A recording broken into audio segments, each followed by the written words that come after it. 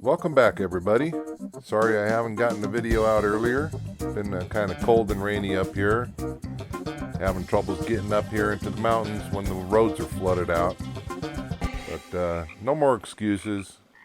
Now to get to business. If you remember last week, we were testing some samples of mud that we picked up along the riverbank. Saw some sparklies in there, although they were sulfides because they were on the surface. But we dug down and did some sample tests, and as you see, from left to right, we got 2 samples of slight gold content, got 1 sample of good gold content, and the 4th sample shows positive for platinum. So we ran out, grabbed a couple more buckets of mud, threw them across our homemade monster shaker table, and processed this solution of Aqua Regia with the number 1s and number 2s from our shaker table. We then tested the solution with stannous chloride and got some killer results. Big positive on that. So we pushed on and neutralized the solution and started feeding it SMB to precipitate out the gold.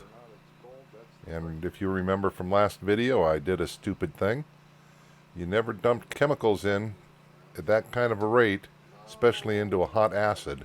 Got a runaway here. Fortunately, it spilled into a spill tray and I was able to recover it. Shree Tips is probably shaking his head about that. We then filtered it and came out with a filter full of good looking stuff. I haven't melted this down yet to metallic gold because we need to build our process to the point where we can deal with river gravels and mud. So this is what I'm working on. It'll be a trommel using a 55-gallon plastic barrel. So we can separate out our gold-bearing material from all the gravel and organics and biologics and sloths and carp and anchovies and orangutans and breakfast cereals and fruit bats. Yeah, that kind of stuff. So I used my CNC router and cut out a couple of baffles, which should help the screens do their job of separating out the gravels and such from our pay dirt. They fit in there really tight, really nice. I don't have to use any hardware to hold them in. Now I need to cut some holes, so I printed them out on the printer on my computer and taped them onto the drum so I get a decent pattern so it doesn't look like hell. And here's the holes all drilled in it. I just have to wrap it with screen. I'm going to use screen door screen as our first layer, and then on the outside of that I'm going to put a layer of 1/4 inch screen just to give the screen door material a little bit more strength. And there it is.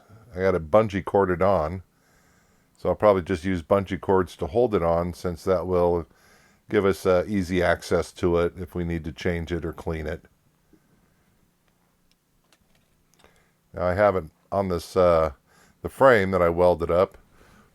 Got the wheels welded in. I got this wheel here at the end that keeps the barrel from walking off. And I still have some more work to do on it, but see, there's Robert turning it, showing you that it turns. And we're going to be using this dryer motor. I have to figure out the wiring on it. This way? Maybe. I don't know. We'll have to see. So either way, we're going to need a trommel because I want to pretty much get a continuous process going. We don't have a lot of time. The river will stop running probably in 3 months, and I want to process as much of the material as I can, and without going out and spending $10,000 to $100,000 on a used trommel.